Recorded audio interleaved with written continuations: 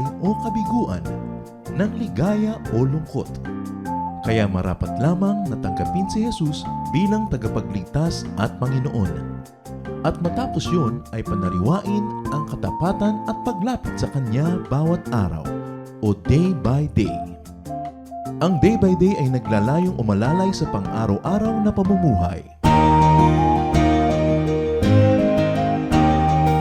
Narito po si Kuya Ed Lapis sa mensaheng pinamagatang Diversify.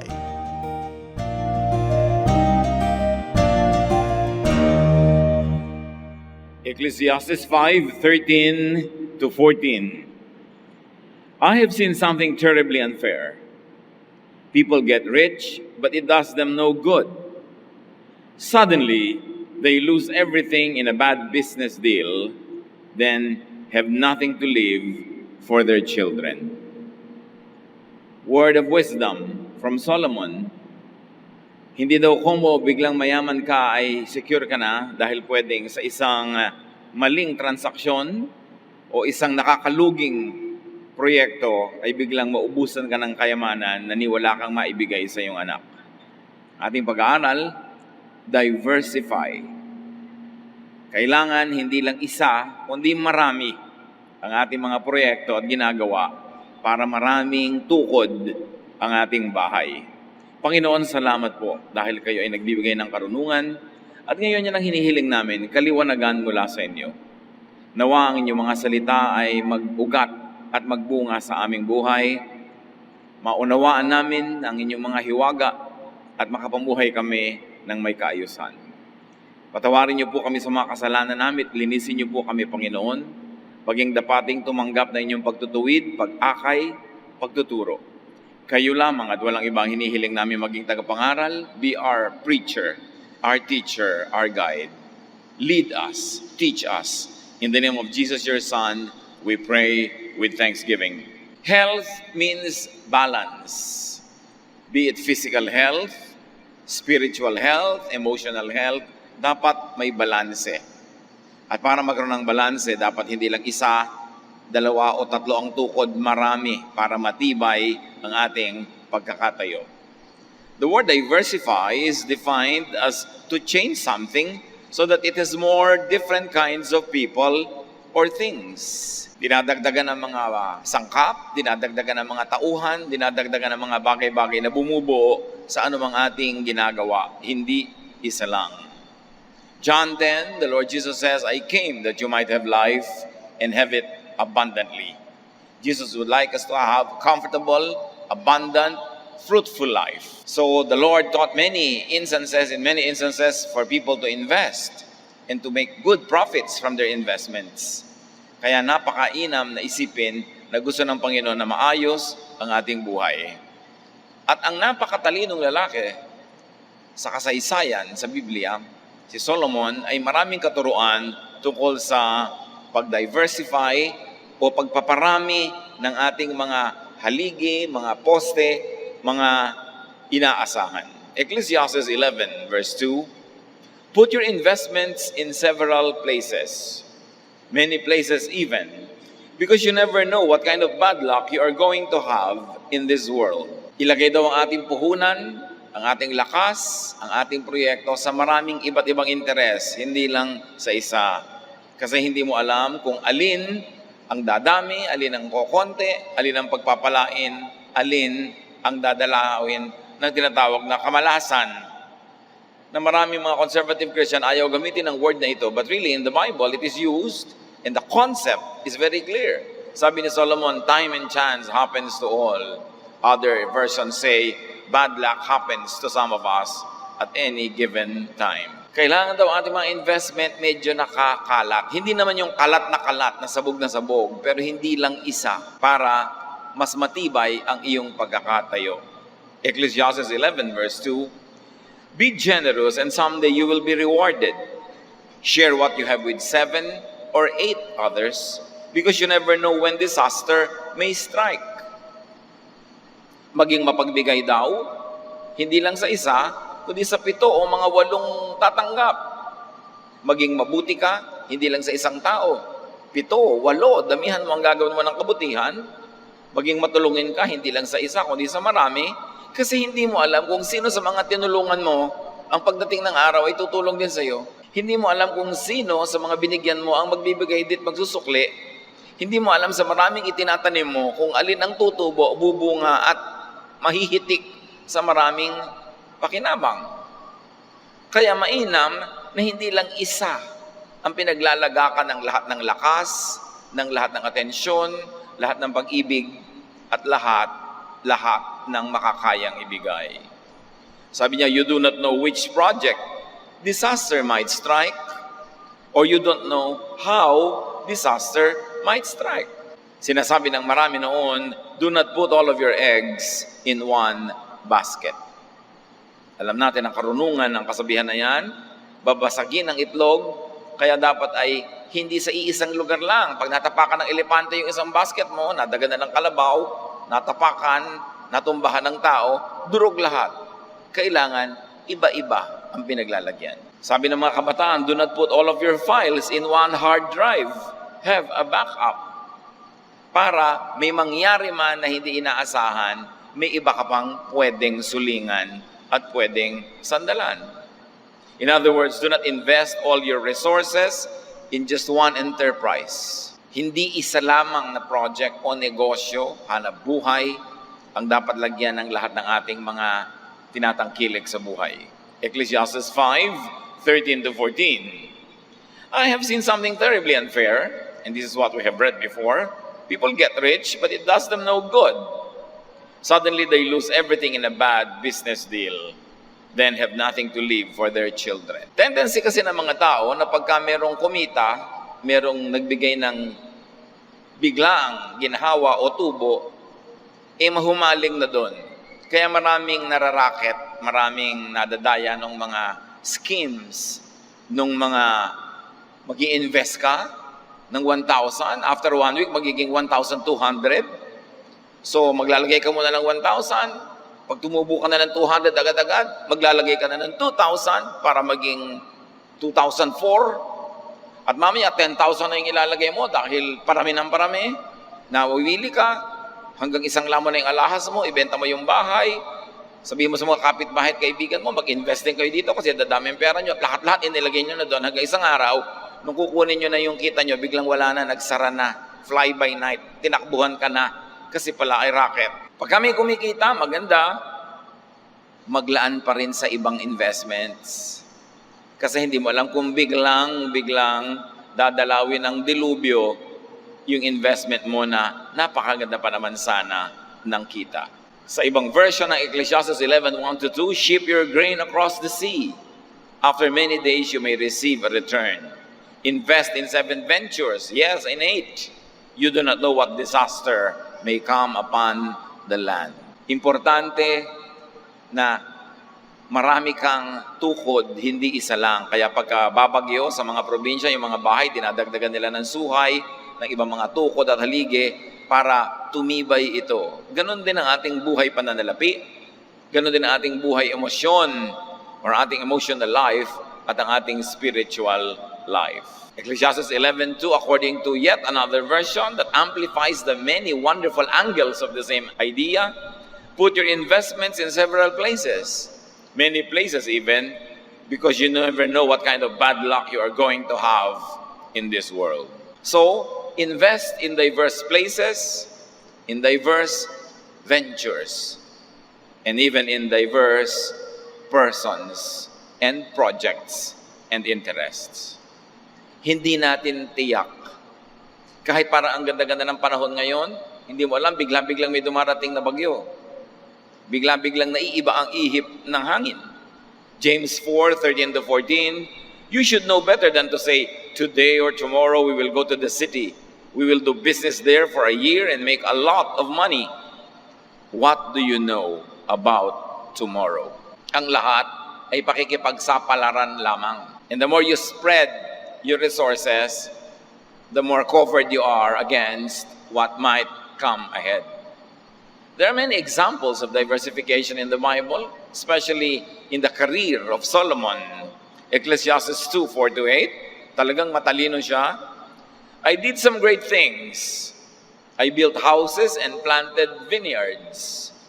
I had flower gardens and orchards full of fruit trees. I had pools where I could get water for the trees. I owned slaves, and their sons and daughters became my slaves. I had more sheep and goats than anyone who had ever lived in Jerusalem.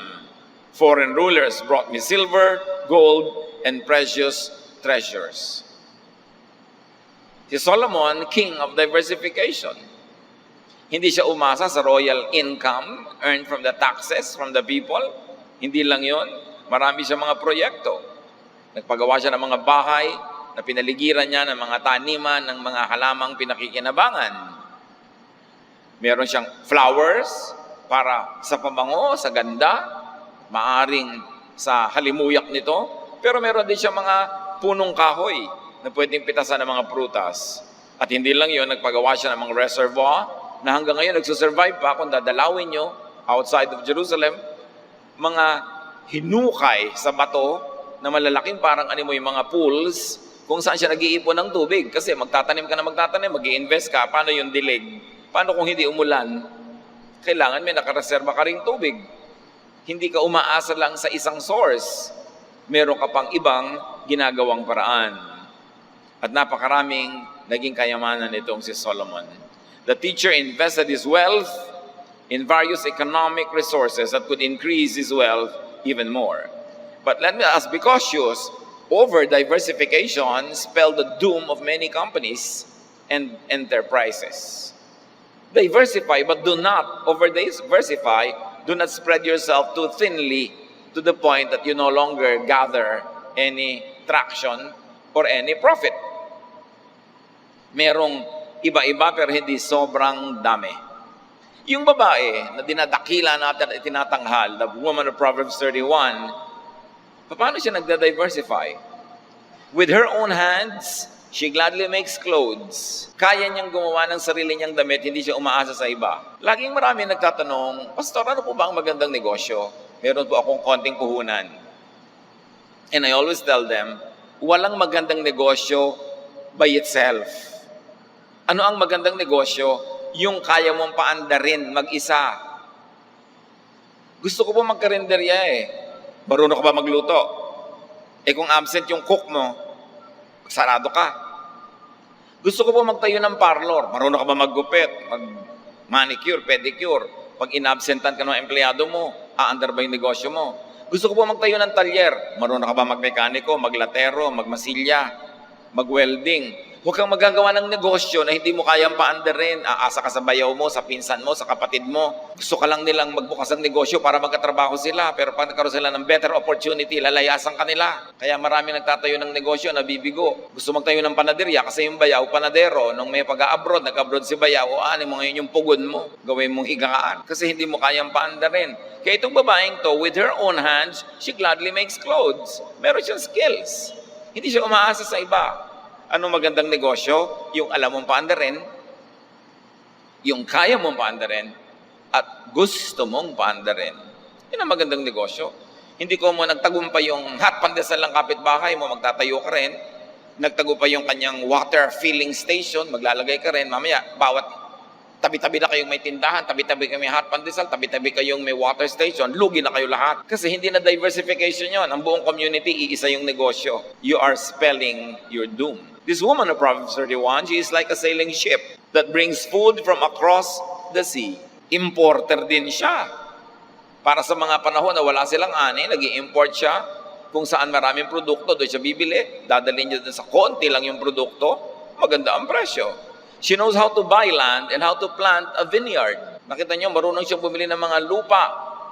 At marunong siya magsaka. Bili ka ng lupa, wala ka namang itatanim, nakatiwangwang, anong klaseng investment yun? Kaya mga daddy, bibili ko na mahal na alahas. Ang mahal-mahal yung daddy, investment yun. Anong investment? Pag naghirap tayo, ibinasangla mo yan, binabarat. Pag gusto ng ibenta, wala namang bumibili, muraw na lang, investment. Hindi mo pa aminin na gusto mo lang maglagay ng hikaw dyan sa tenga mo. Nakasinlaki na siniguelas. So, anong klaseng investment yun? Kikita ba yan? O gastos lang yan? She knows how when to buy or sell. She makes clothes to sell to the shop owners. She is cheerful about about the future. Sabi ng ibang version, she can laugh at the days to come. Bakit? May savings, may income. She is charitable, she opens her hands to the poor, but she never stops making money. And this woman can laugh at the days to come because she doesn't solely depend on one investment, the husband. Hindi lang siya nakaasa sa husband, may sarili siyang income. Kaya mga iba, naku po, pinubugbog ako ng asawa ko, inaapi ako ng bababae, inuwian ako ng sakit, ba't di mo iwan? Wala po akong income. Yun, mahirap talaga pag wala kang income. Ibig sabihin, hindi ka nag-diversify, isa lang ang inaasahan mo. Kaya ngayon, kakapit kang parang tuko. Kahit iwinawag-wag ka na, ayaw mo pang tumanggal kasi wala kang aasahan. You can only laugh at the days to come when you can produce what you need. Or when you participate in the production of your husband or your son or daughter to the point that you are not a dependent, you are a participant in the production. Mahalaga mayroong tayong saysay, hindi lang tayo umaasa para marami tayong pwedeng paghugutan ng lakas. Do not invest all of your love in just one object. That is an extended application of this teaching. Love and invest in more than just one person. Diba sinabi, give to 7, to 8. Marami kang anak, may isa ka lang paborito. Nakakatiyak ka ba na pagtanda mo, mamahalin ka ng paborito mo na yun? Tsaka masama yung may paborito, anak mo lahat yan, ang galing sa yung laman at yung dugo, mahalin mo lahat. Hindi isa lang ang itinatangi, isa lang ang binibigyan ng pasalubong, isa lang ang ipinagsha-shopping. Parents should never do that. At kahit sa kaloob-looban mo, may parang mas matimbang, hindi mo naman kailangang sobrang ipahalata yun. Love and invest in more than just one person. Kung kaya mo magpaaral ng anak mo, magpaaral ka. Kaya mo magpaaral ng iba pa, magpaaral ka. Kasi hindi naman lahat ng anak ay nag-aalaga ng magulang. At hindi naman lahat ng mga anak nagsusukli ng mabuti sa magulang. Luke 10:27, love the Lord your God with all your heart and with all your soul and with all your strength and with all your mind, and love your neighbor as yourself. So tatlo ang minamahal dito sa Luke 10:27. Love God. Can you imagine all your heart, all your mind, all your strength, parang wala nang natira, pero meron pa kasi sabi, and your neighbor, love also, and yourself. Mahal mo rin dapat ang kapwa at mahal mo rin ang iyong sarili. May mga tao, Diyos na lang ang minahal, puro religion na lang ang buhay, tapos nakatiwangwang ang labada, hindi man lamang maplansya kasi laging nasa prayer meeting. Walang ginawa yung mga young people kundi makapag-fellowship, mag-activity, pero hindi na nakakatulong sa bahay. Kuminsan hindi na nakakapag-aral para si puro kabanalan. Balance dapat. You love God, you love others, and you love yourself also. Malaki ang utak at puso na ibinigay ng Diyos sa tao dahil tayo nilikha sa wangis ng Diyos. Kasya lahat yon. Management lang. Hindi ko mo na humaling ka sa relihiyon, na humaling ka sa Biblia, na humaling ka sa Bible study, napapabayaan mo ng mga tungkulin mo sa bahay, yung pag-aaral, o iba pang mga bagay. Kasya lahat yan. Management lang. At sinabi, love your neighbor. Love God and people. Some people become very religious. They become narrow-minded that they love God only, but they hate all other people. They don't hate only those who are ungodly. They hate those who are also religious, but in another congregation. Don't misuse your love for God to hate and harm other people. Ang laki ng kayang gawin ng ating isip. Kaya kailangan lamang practice, exercise. Favoritism, loving only one, that is very counterproductive. Katulad ng pamilya nila Jacob, pamilya ng kanyang sambahayan na may mga paborito. Yung tatay, paborito yung anak na panganay. Yung nanay, paborito yung anak na bunso. Nagkawatak-watak tuloy ang pamilyang ito. Binless ng ama yung anak na hindi dapat tumanggap. Yung dapat tumanggap ng blessing, nadaya. Genesis 27:38. Father, Esau asked, don't you have more than one blessing? You can surely give me a blessing too. Then Esau started crying again. Later on, he wanted to kill his brother who stole his blessing. Dahil sa favoritism practiced by the mother and the father, their family was destroyed. May mahal kang anak, mahalin mo lahat ang anak. Love a person and other persons. Merong mga lalaking anak, pag nag-asawa, nakakalimutan na yung magulang. Love your wife and your mother. Sabay. Magkaibang uri at hugis ng pagmamahal yon, pero dapat sabay. Nagkaasawa ka, love your husband and your mother-in-law. Hindi husband lang. Dapat maraming pinagkakasya para hindi conflict ang buhay. Love your son and your daughter-in-law. Hindi son mo lang kasi hate mo yung daughter-in-law. Paano yon? Conflict yon. Love your child and other children. Kung gaano mo kamahal ang iyong anak, yung ibang bata dyan, ganon din kamahal ng mga magulang nila. Kung kakayanin lang sana ng ibang magulang na mahalin din yung anak nila, tulad ng pagmamahal mo sa anak mo, ay di maganda ang mundo.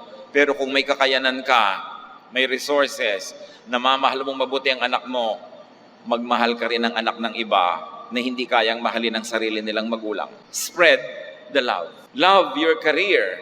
Love a vocation and people. Hindi kailangang mamili lamang. Love your church and school and work. Lahat yan pwedeng pagsabay-sabayin. At napakahalaga, lalo tayo ay nakakaedad na. Love and keep your old friends, but make new friends. Kailan mo malalaman na nagkakaedad ka na pala? Pag yung mga kababata mo ay nagkakandamatay na isa-isa, uubos na sila. Wala ka nang ginawa kundi magpunta sa mga libing at lamay, may edad ka na nun. Ang tanong, okay, nakakalungkot, nauubos ang iyong old friends. Meron ka bang new friends? Dapat, hindi lang old friends ang minamahal, gumagawa rin ng new friends para ang buhay magpatuloy at magkatuloy ng kasiyahan. Love new and old interests. Hindi ka napako na lang sa isang interest, napako ka na lang sa isang tao, napako ka sa isang vocation all your life. Malaki ang pusong bigay ng may likha, kasya ang maraming pagmamahal. Romans 12:16, live in harmony with one another. Do not be proud and be willing to associate with people of low position. So kasama na rin dito, makihalubilo ka sa ka-level mo. Ano man ang ibig mong sabihin sa level na yan? Makihalubilo ka doon sa above your level at doon sa beneath your level. Associate with people of any and all social positions. Yan ang example na binigay ni Jesus to the point that he was called a friend even of tax collectors and sinners. Hindi namimili ng kasama lang because everyone has a story and a lesson for you. Sabi ng Desiderata, listen to others, even the dull and the ignorant, they too have their story. Do not invest all of your brain in just one idea. Yan ang pinakamalaking creation ng Diyos, ang utak ng tao. Mas malaki pa yan sa universe. Walang mga computer ang pwedeng magdugtong-dugtong na pwedeng tapatan ang magagawa ng human brain. So do not invest your brain in just one idea. Do not listen to only one teacher, to only one teaching. Brainwashing ang mangyayari doon. At ito, nakakalungkot, ang style ng maraming religions. Ayaw ka na nilang makinig sa iba, sa kanila lang. Ayaw ka na nilang may ibang malaman, dapat yung ipinaalam lang nila. At marami pa nga ipinagkakait sa iyo magbasa at mag-aral at mag-interpret ng Bible on your own. Kailangan yung dikta nila ang papasok sa utak mo. Kaya pinakamakikitid na utak sa balat ng lupa, karamihan yung mga relihiyoso. Kasi isa lang ang pinanggagalingan, controlled teaching. Binigyan tayo ng Diyos ng napakaraming capacity to think, ng mayaman na senses, hindi para isuko natin at ipaalipin sa isa o dalawang tao o organisasyon na kokontrol sa ating utak. Kailangan nagtatanong, nanunuri, at kung kinakailangan ay tumututol dahil nag-iisip. Mabuti yung maraming input ang mga magagaling at mahuhusay na teachers. Proverbs 15:22, plans fail for lack of counsel, but with many advisors, they succeed. Nabibigo daw ang maraming mga balak kung kulang sa matinong payo.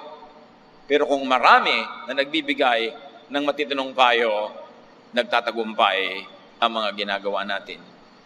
Kaya si Solomon, ang runong-runong na, nung gagawin siyang hari, tinanong siya ng Diyos, ano mang gusto mo, ibibigay ko sa iyo. Anong gusto mong hilingin? Sabi niya, patalinuhin niyo po ako. Kasi ang mga taong ito ay tao nyo, hindi ko tao. Ang kaharian ay kaharian nyo, hindi ko kaharian. So anong malay ko kung paano mangunguna sa inyo mga tao? Turuan nyo ako, bigyan nyo akong wisdom. Tuwang-tuwa ang Diyos sa hiningi ni Solomon, kaya pati hindi niya hiningi ay ibinigay. Tulad ng kayamanan, kapangyarihan, katanyagan, kasi ang hiningi niya karunungan. Natuwa ang Diyos. At si Solomon, hindi como marunong na at pinarunong na ng Diyos, ay nakontento na sa kanyang alam. Hindi siya tumigil ng kaaaral. Ecclesiastes 1:13-14, I applied my mind to study and to explore by wisdom all that is done under the heavens. I have seen all the things that are done under the sun. Nag-aral siya ng nag-aral. Zoology, botany, astronomy, arithmetic, engineering, architecture, farming, the arts, poetry, drama, literature. Pinag-aralan niyang lahat. Kaya pag siya ang nagbibigay ng turo at payo sa kanyang mga nasasakop, napapabuti ang buhay ng mga ito.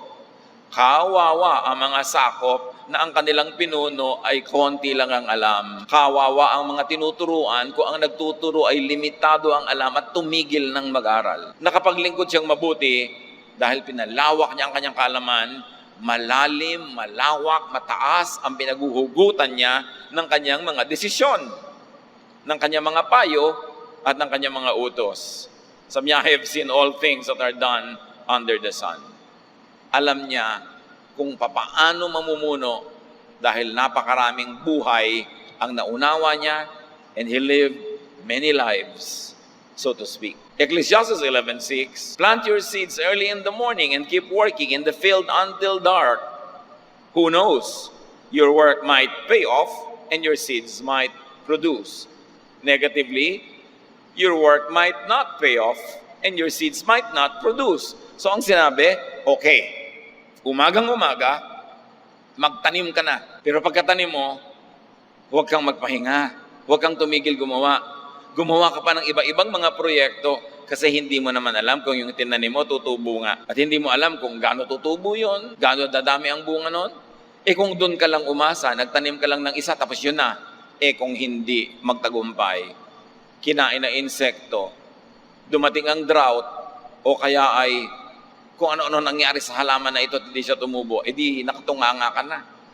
Sabi ganoon, huwag kang umasa sa isa lang. Huwag kang titigil. Yung iba, nakapagtapos sa halimbawa ng pag-aaral, tumigil ng magbasa, tumigil ng mag-aaral. No! Kung gumraduate ka noong 1972 o 82 o 92, ang dami ng bagong karunungan. Kulelat ka na by now. Kailangan nag-aaral ka pa rin. Eh, paano pa kung hindi ka gumraduate, hindi ka nag-aaral, tapos wala ka idinadagdag. Pinapaspel lang sa iyo ang Mississippi. Nosebleed. Ayoko niyan. Pagka ang mga usapan ay nakakapagpatalino, na-stress ka na. Saan ka kukuha ng desisyon sa mga ginagawa mo araw-araw na desisyon?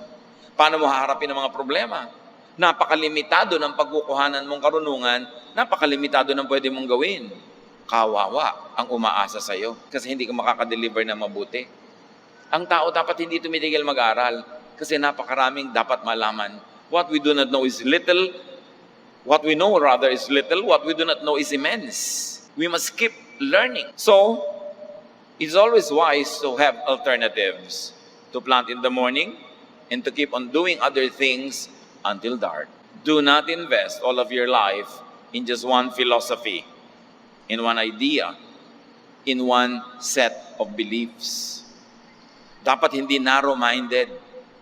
Huwag yung may ituturo sa'yo, sabi mo, ayoko ako'y serrado de candado. Tinuturoan kita, sabi mo, saradong utak mo, ipinagmamalaki mo na sarado ang utak mo, na ayaw mo nang tumanggap liwanag ng runong. Bakit? Alam mo na ba lahat?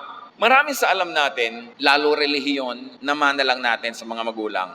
Hindi mo naman talaga pinili na maging yan ang religion mo, di ba? Namana mo lang. So dapat dumarating ang punto na tayo marunong na mag-isip, marunong nang manuri, sinusuri mo ang sarili mong relihiyon.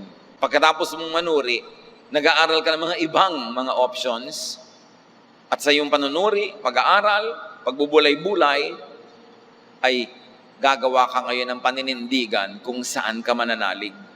Hindi mo kailangang manahin lang na buong kabulagan ang nama mo sa magulang. Maaaring namana din lang niya sa magulang niya, hindi rin niya choice. Only a fool does not change his mind. Kailangan kung marunong ka, nakakita ka ng mas maganda, change your mind. The New Testament, the teachings of Jesus is all about new things. New wine on new wineskins. A new spirit, a new covenant, a new commandment. Huwag tayong matakot sa new. Huwag tayong sentimental na ayaw natin bitawan yung old kahit meron ng mas mainam at mas mabuti. Marami mga bagay, maging isipin, maging mga philosophies, lipas na sa panahon, hindi na bagay sa iyong konteksto, sa iyong katotohanan sa oras na ito. Kailangan na tayong patuloy na magbago ng ating iniisip. Ecclesiastes 7:18, huwag daw maging extremist. It is good to grasp the one and not let go of the other. Whoever fears God will avoid all extremes. So huwag kang masyadong conservative, huwag ka rin naman masyadong modern. Humanap ka ng balance. Huwag kang masyadong makaluma, huwag kang masyadong makabago. Sabi niya, be not the last, be not the first, be not the last to lay the old aside, nor be not the new, the first to try what is new. There is such a line in poetry, sabi, hindi ikaw dapat ang mauna sa anumang bago, pero huwag din naman ikaw yung huli. Nasa gitna ka lang. Pagka mga extremist, ako'y conservative, sobrang conservative. Pagka naman liberal, sobrang liberal. Dapat nasa gitna-gitna ka. Middle of the road. Para kung nasa kaliwa ka lang lagi, sa tabi ng bundok, kung may malaglag na bato, nahulog sa'yo. Kung nandun ka naman sa gilid, sa may bangin, gumuho yung lupa, nahulog ka. Sa gitna ka lang. Lalo kung nasa Cannon Road ka. Kailangan nasa middle of the road. Sa paniniwala din, huwag maging extremist. Guilty dyan yung maraming religious people. Pagka napasama sa ganitong sekta, sobrang extreme. Pag napasama sa ganun, nasa kabila, sila ay nagbabakbakan. Sa maramdalang pareho lang naman silang naghahanap sa Diyos at pareho lang silang tumatawag sa Diyos. Nung paman, kahit nung New Testament church, may mga pagtatalo na, ano ba dapat ang manguna? Mind or spirit? Ano ba dapat? Intellect or emotion? Maging practical ba o mystical faith? Will I speak in tongues I do not understand? Or will I only speak in a word or language that I understand? Sabi ni Paul, 1 Corinthians 14:15, then what should I do? There are times when I should pray with my spirit and times when I should pray with my mind. Sometimes I would sing with my spirit and at other times I would sing with my mind. Any philosopher or theologian that encourages you to think in extremes should be avoided. Kasi papaliitin niya ang iyong utak, isisiksika niya sa isang sulok, samantalang ang lawak-lawak ng pwede mong lakaran sa mundo. So love spiritually and practically. Love the next life and this life. Isang extremism yan, yung napakahilig sa end times. Puro end times na lang naman ang utak, hindi na tuloy nabubuhay in the present, in the here and now. Every day, every hour, every minute here on earth is a gift from God that must be enjoyed, that must be employed to doing good, that must be profitable for you and other people. Pero yung mga iba naging extremist, puro na lang end of the world ang iniintay, hindi na nabubuhay sa kasalukuyan. Yung iba naman, puro pang kasalukuyan lang, walang paghahanda sa future. Dapat balance. That is what health is all about. So needless to say, brothers and sisters, Jesus says, I came that you might have life and have it abundantly. Jesus wants a full, abundant life for us. But for that to happen, we must be balanced. And to be balanced, you should diversify. Diversify in your business life, in your spiritual life, in your emotional life, and social life. Marami tayong pwedeng yakapin at mahalin, gawin, sabay-sabay. God is God of diversity. Look at creation. Hindi lang puro pang disyerto ang halaman, meron din pang tubig. Hindi lang puro pang nakadikit sa lupa, meron ding matataas na dapo na kumakapit sa matataas na puno. May mga namumulaklak ng pula, merong puti. Merong bagay na bagay sa mga basa na environment, merong dapat tuyong-tuyo. Ganon din ang ating buhay. Dapat kahit sa kamapalagay, buhay ka. Sabi ni Paul, I know what it is and how it is to live in plenty or in want. Whether I am cold or hot, whether I am hungry or well-fed, I know how to be content. Dapat ganun ang buhay natin. Marami tayong pwedeng gawin. Pwede tayong mag-adjust. Hindi yung hindi ka na makatulog kung hindi mo sariling unan ang gamit mo. Hindi ka na makakain kung hindi luto ng nanay mo yung kinakain mo. Dapat marami, nagkada-diversify ka para saan ka man malagay. Ano bang assignment ang mapagtapunan sa iyo o mapaglagyan, you will thrive, you will flourish. You'll be able to have a good life, to glorify God, and to help other people. So accept and develop your many personalities and talents. Kung minsan sa iba't ibang bahagi ng buhay natin, iba't iba yung talent natin. So, tapos ka na halimbawa sa talent mo na gano'n, may bago ka naman talent na dapat na linangin, dapat i-develop. Do not stick only to the past. Sabi ni Paul, you know what I do with the past? I forget about the past. I move on towards the future. Pag lagi ka lang nakatali sa past, magiging extremist ang iyong emotion, ang iyong pananaw, bukas dapat. Maraming dapat lasapin, maraming dapat magawa, ma-accomplish, ma-enjoy sa buhay na ito. Pero kung nakasara ang iyong isip, nililimitahan mo ang pwede mong gawin, you will limit your own opportunities. Do not put all of your eggs in one basket. Lalong-lalo sa pag-ibig. Yung mga iba, ang pinakamasakit na karanasan sa buhay, romantic love. Kasi nung umibig, lahat-lahat na ibinigay. Wala nang tinira sa sarili. Importanteng magtira sa sarili. Kahit mahal na mahal mo pa yung tao, napakahalaga na meron ka ring pagmamahal sa iyong sarili. Kaya sabi ni Jesus, love others as you love yourself. In other words, mahal mo ang sarili mo, at sa paraan na mahal mo ang sarili mo, mahalin mo rin yung iba. Huwag yung ikaw lang yung lamang, sila dehado. Pero huwag din yung sila lang yung lamang, ikaw dehado. Kahit mga magulang, nagmamahal kayo sa inyong mga anak, magtira rin kayo sa inyong sarili. Wala na yatang kasing lungkot yung makakita ka ng isang magulang na ibinigay ang lahat sa anak, at yung anak no nagkaasawa na at mga sariling anak, nalimutan na yung magulang, ikaw ngayon nakatingala sa langit, naghihintay na lamang na matapunan ng limos at konting pagtingin. Magtira ka rin sa sarili. Kasi ang pag-ibig sa sarili ay pag-ibig sa Diyos, dahil Diyos ang nagbigay sa atin ng ating sarili. Huwag na simot, na ubos na ubos. Diversify. Always leave something for yourself. And when you deal with people, when you do business with them, when you transact with people, always leave something on the table for the other person. Hindi sa'yo lang, hindi puro kabig, pero hindi rin puro bigay.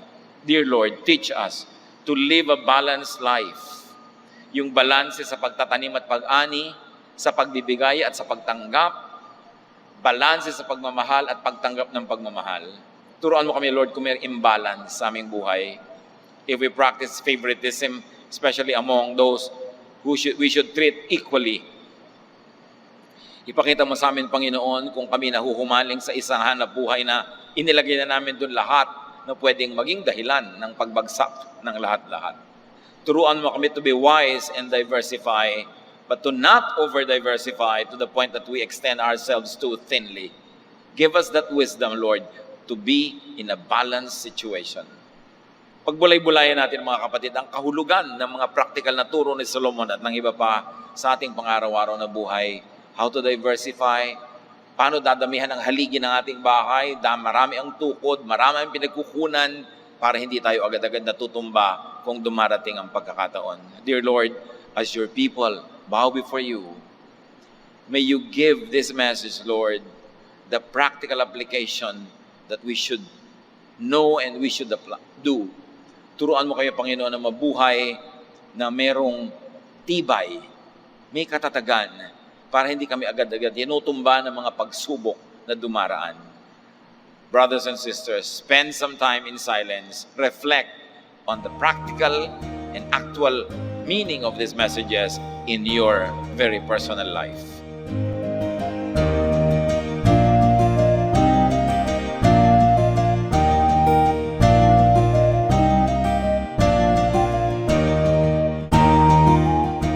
Ang katatapos pong mensahe ni Kuya Ed Lapiz ay pinamagatang Diversify.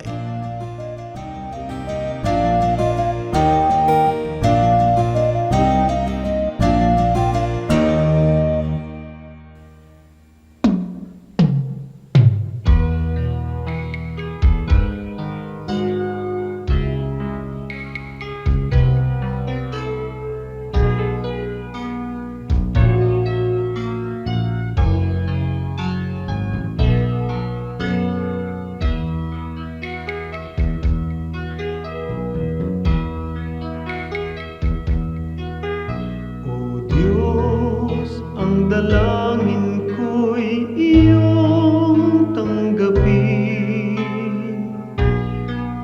na maging karapat-dapat sa iyong paningin. Kung may pag-aalinlangan, paniwalaan ay ikaw.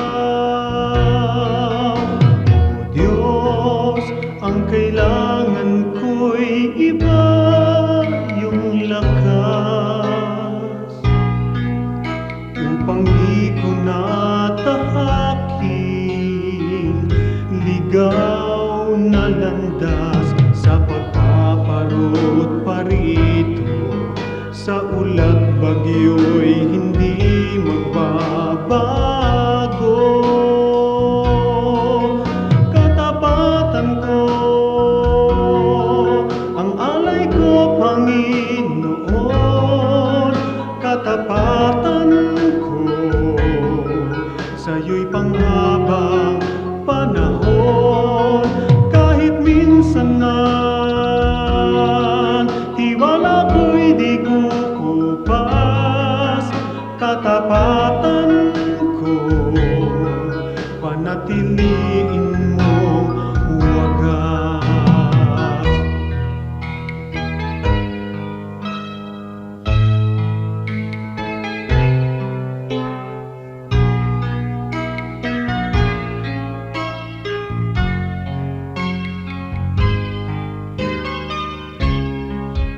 Sa pagpaparot parito, sa ulat bagyo'y hindi magbabago. Katapatan ko, ang alay ko, Panginoon. Katapatan ko, sa'yo'y panghabang panahon. Kahit minsan man tiwala ko'y di kukupas, katapatan ko, panatiliin mong wagas. Panatiliin mong wagas.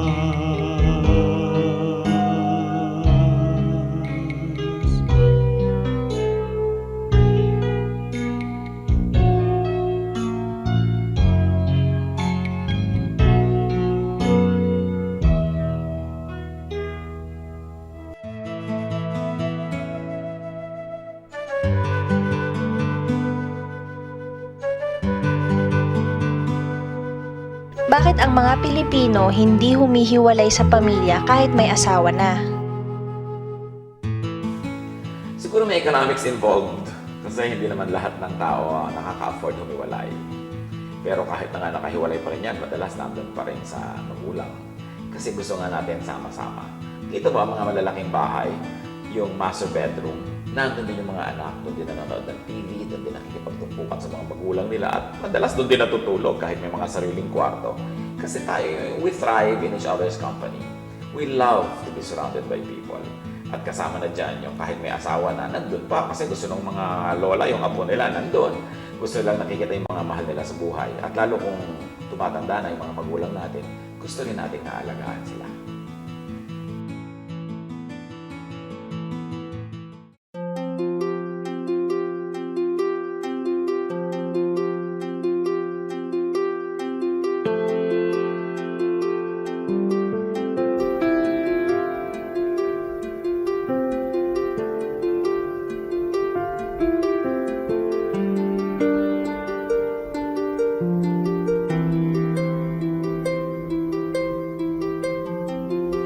Panginoon, ang sabi niyo sa akin, lumapit lang sa inyo.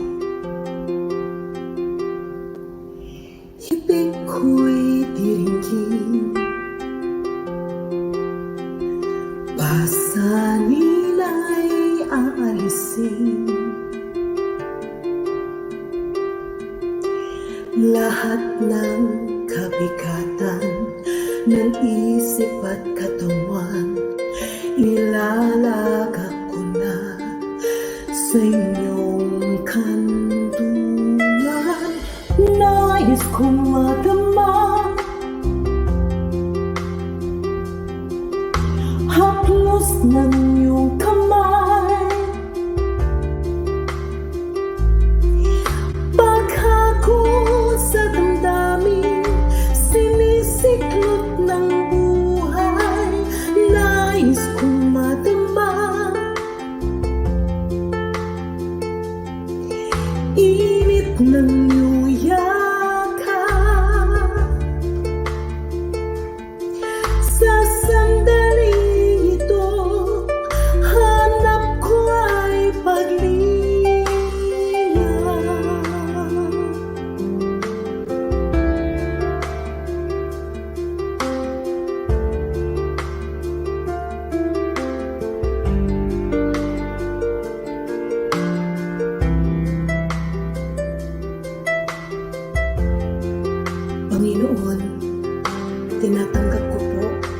iyong paanyaya. Dito sa piling mo,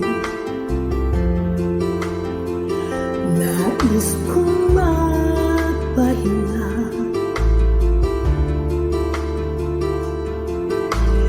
Ang pagod kong puso naghahanap ng ligaya. Lapatan ng lunas, bigyan ng pag-asa. Nais kong madama haplos ng iyong kamay. Paghakot sa damdamin, sinisiklot ng buhay. Nais kong madama init ng iyong yakap. Sa sandaling ito, hanap ko ay paglinga.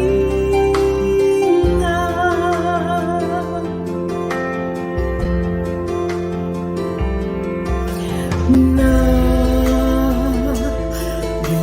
ako ngayon, itulad mo sa bisig ng iyong pagmamahal. Nais kong madama haplos ng iyong kamay. Paghakot sa damdamin, sinisiklot ng buhay. Nais kong madama init ng iyong yakap.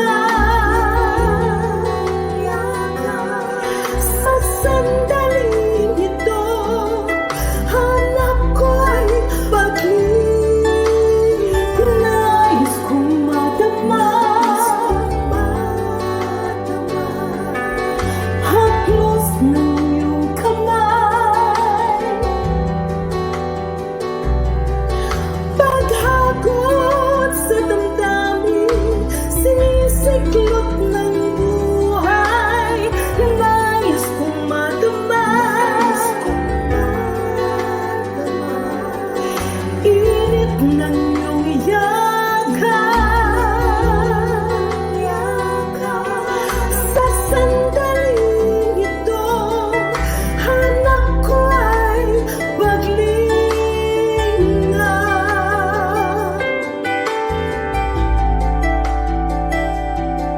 Sa sandaling ito, hanap ko ay paglinga.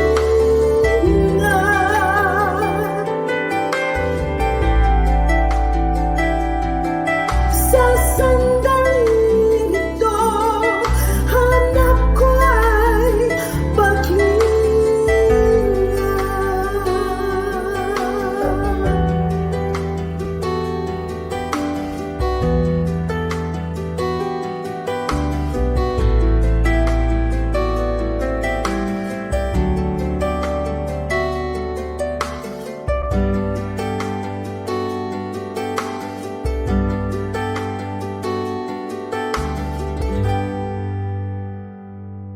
Sa inyo po, Panginoon, lapat itong aking loob na sumilong at pasakop, makisuno at sumukob.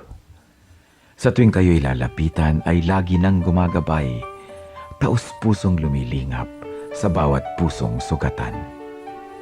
Kabutihan niyong matapat, bukas palad kong magbigay, kahit ang tulad kong abay, walang patagong anuman.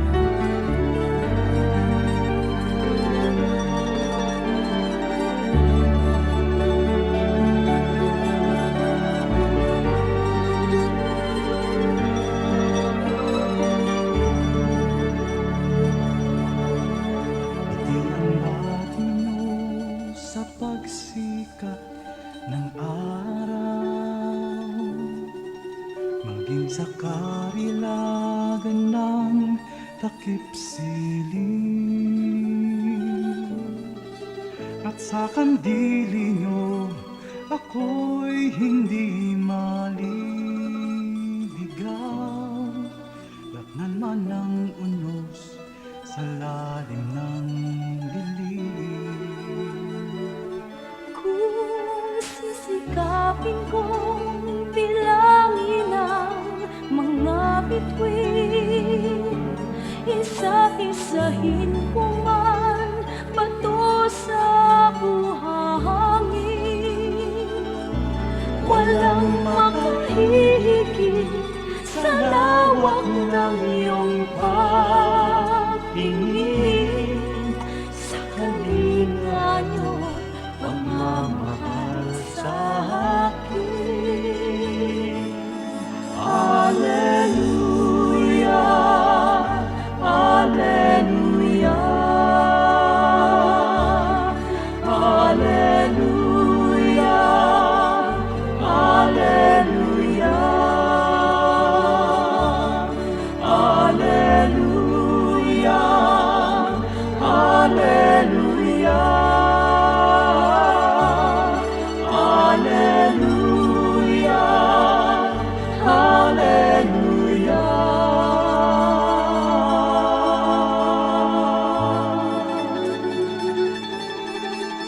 Ang aming nais ko'y purihin ka sa magdamag.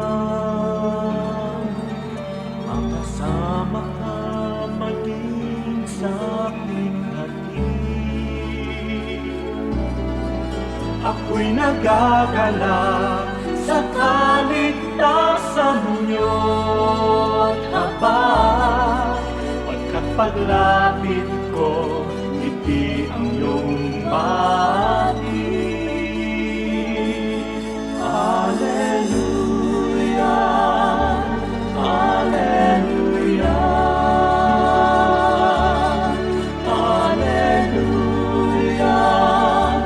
Alleluia, Alleluia, Alleluia.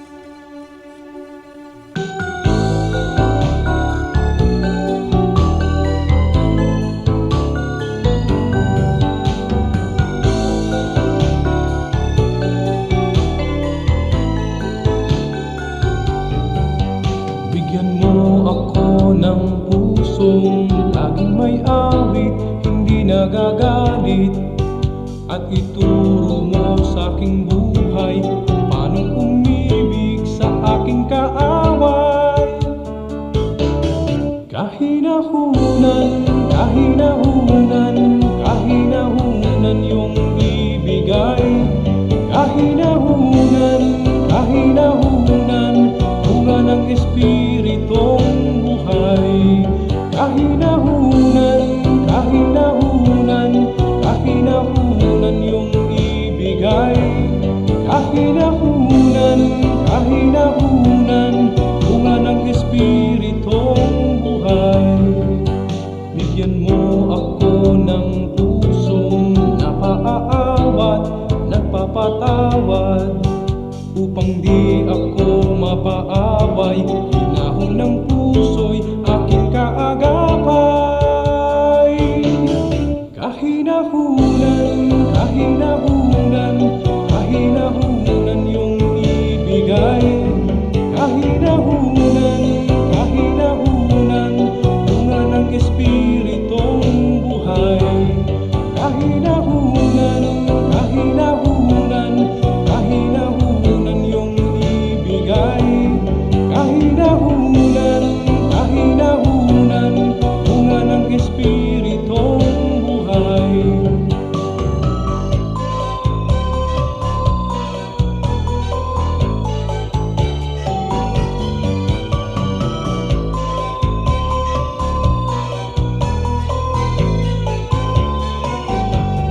Kahinahunan, kahinahunan, kahinahunan yung ibigay.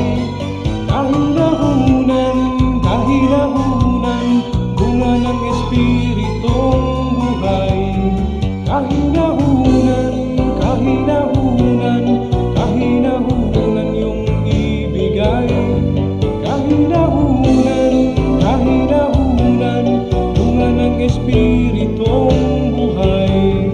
Kahinahunan, kahinahunan, kahinahunan yung ibigay. Kahinahunan, kahinahunan, bunga ng Espiritong buhay. Bunga ng Espiritong buhay. Bunga ng Espiritong buhay. Bunga ng Espiritong buhay.